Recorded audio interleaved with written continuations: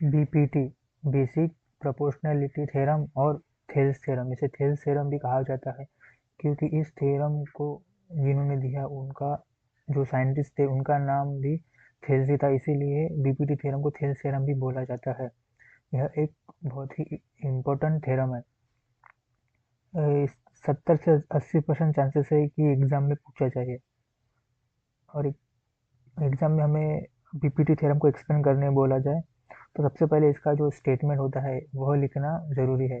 जो स्टेटमेंट है, if a line is a draw parallel to one side of a triangle to intersect the other two side in a distinct point, the other two side are divided in the same ratio. जैसे कि ये हमारा triangle है, triangle A B C. Triangle A B C से हमने एक जो side B C है उसी के पैरेलल अगर हम एक लाइन ड्रॉ करते हैं जो डी ई है, डी लाइन अगर ड्रॉ करें तो जो जो पैरेलल है बीसी के, तो जो साइड बीसी है, साइड बीसी को इंटरसेक्ट करती है एट पॉइंट डी पर, और जो साइड एसी को जो अदर पॉइंट है लाइन डी का वो ई, जो पॉइंट ई है वो इंटरसेक्ट करता है लाइन एसी को। वो हमें प्रूव करना है कि जो A D by D equal to A E divide by E C. तो हम सबके पे हम ड्रॉ करेंगे जो डी एम परपेंडिकुलर है और ई एन परपेंडिकुलर है। जो डी एम है वो परपेंडिकुलर है साइड ए सी पर, और जो ई एन है परपेंडिकुलर वह परपेंडिकुलर है साइड ए बी को। और बी और ई, बी ई को ज्वाइन करेंगे और सी डी को ज्वाइन करेंगे। सबसे पहले प्रूफ देखेंगे, सबसे पहले consider triangle A D E and triangle B D E. Triangle B D E और A D E, area of triangle A B A D E is equal to, जैसे triangle का area of triangle का formula half into base into height. सबसे पहले कि इस triangle A D ई, जो triangle A D E है इसकी जो हाइट है, ट्रायंगल ए डी की हाइट है 2 दी हुई है, हाइट डी एम और ई एन। सबसे पहले हम ट्रायंगल ई एन हाइट लेंगे, सबसे पहले triangle A B A D E की हाइट लेंगे हम ई डी ई एन, जो कि बेस ए डी पर है। वही second area of triangle B D E equal to half into base into height. तो जो ट्रायंगल है बी डी ई, तो ट्रायंगल बी डी ई है जो इसकी जो हाइट है, तो ट्रायंगल बी डी की हाइट जो ई एन है जो बेस बी डी पे है, हाइट ई एन इंटू जो बेस है बी डी पे। जैसे ट्रायंगल है ना ये बी डी ई, तो इसको अगर हम एक्सटेंड करें, जो एंगल बी डी साइड है उसको एक्सटेंड करें ई तक, तो जो इसके जो बेस पे है वो ई से लेके जो ए डी के बेस पे बन रहा है जो पॉइंट एन है, जो इसकी हाइट है ई एन, तो इसका हाइट है ई एन जो है triangle B D E half into E N into B D. अब हम इन दोनों ट्रायंगल का रेशियो लेंगे, जैसे area of triangle A D E divide by area of triangle B D ई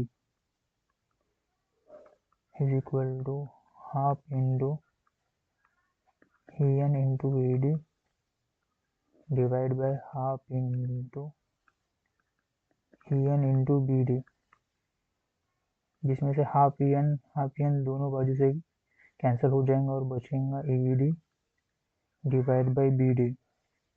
इसको इक्वेशन नंबर ऑफ फर्स्ट दे देंगे। वही सेम सिमिलरली हम दूसरी ये ट्रायंगल लेंगे, सिमिलरली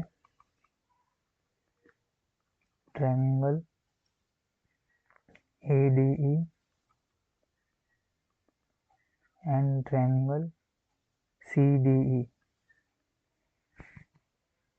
है ना, सी डी ई। ये ट्रायंगल लेंगे ए डी ई और ये लेंगे सी डी ई। तो जैसे कि ये ट्रायंगल ए डी ई है, ट्रायंगल एरिया निकालने के लिए जो ट्रायंगल ए डी ई की हाइट लेंगे हम इस बार डी एम, जो कि बेस ई पर है, डी एम हाइट है और ए पर है।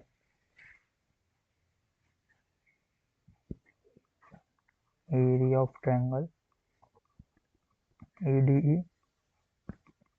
Is equal to half into जो बेस AE है उस पर है हाइट DM। DM है ना, AE पर DM है ना, हाँ। और ट्रायंगल CDE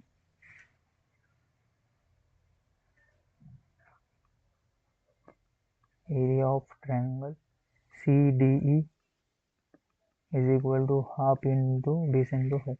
तो ट्रायंगल अभी CDE है, इसकी जो हाइट है जैसे कि CDE ट्रायंगल CDE की जो हाइट रहेंगी वो DM ही रहेगी, जो कि बेस EC पर है।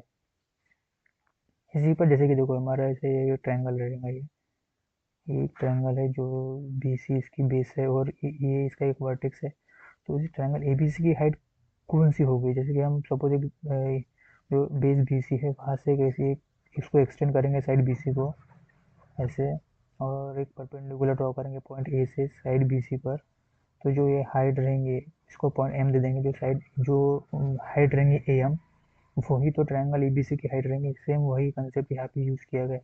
जैसे देखो ट्रायंगल CDE है और EC को ही एक्सटेंड करिए यहाँ तक AM तक, तो देखिए कि जो M से लेके इस पॉइंट D तक जो हाइट बना रही है वही इसी ट्रायंगल की हाइट है CDE की।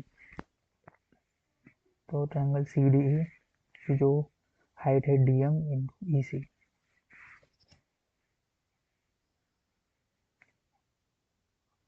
EC इंटू DM, और इन दोनों एरिया ट्रायंगल जो निकला उसका रेशियो लेंगे हम, triangle ADE divide by triangle CDE is equal to half into AE into DM divide by half into EC into DM। इसमें से AE और EC बचेगा, बाकी सब कैंसिल होगा। एक इसको इक्वेशन नंबर सेकंड देंगे। और जैसे कि यहाँ पर देखो जो एक एक इम्पोर्टेंट थ्योरम है या फैक्ट समझो कि दो पैरेलल लाइन के बीच में जो जब भी सेम बेस पे दो ट्रायंगल बनेंगे तो उनका एरिया सेम होगा। मैं और एक बार रिपीट कर रहा हूँ, दो पैरेलल लाइन के बीच में सेम बेस पे जो ट्रायंगल बनेंगे उनका एरिया सेम रहेगा, इक्वल रहेगा। जैसे कि हम एग्जाम्पल देखते हैं यहाँ पर, जैसे कि देखो यहाँ पर एक ट्रायंगल ड्रॉ करते हैं। तो ये ट्रायंगल है जैसे इसकी एक यहाँ से एक स्ट्रेट लाइन खींचेंगे जो कि ये पैरेलल रहेंगी इस लाइन को।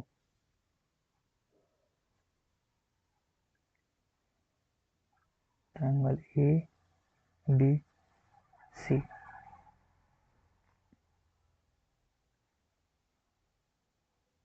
जो लाइन जो साइड BC है उसको ये लाइन जो है वो पैरेलल है, यही से और एक हम ट्रायंगल ड्रॉ करेंगे सेम बेस पे BC पे, इसको नाम देते हैं P। तो BPC और ABC का जो एरिया रहेगा वो सेम रहेगा, क्योंकि जो सेम बेस है BC, दो पैरेलल लाइन के बीच में दो ट्रायंगल बने हैं सेम बेस BC पे। इसे सेम प्रकार सेम कंसेप्ट का यूज़ किया गया है यहाँ पे, जैसे कि लाइन DE और BE यह दो लाइन पैरेलल है ईच अदर। तो इन दो पैरेलल लाइन के बीच में जो दो ट्रायंगल बने हुए हैं ट्रायंगल BDE और ट्रायंगल CDE, तो और सेम बेस पे बने हुए जो कि बेस DE है, तो इन दोनों ट्रायंगल का जो एरिया है वो सेम होगा। तो since triangle BDE and triangle CDE lie on a same base DE and between the same parallel line, DE and BC, hence their area is equal.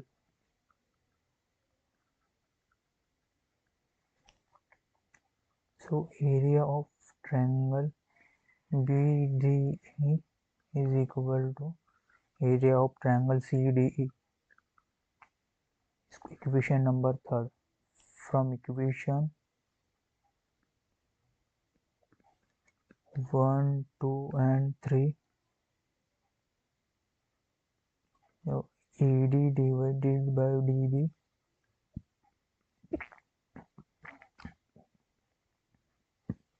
AE divided by EC, जो ये हमने भी proof कर दिया, hence proof.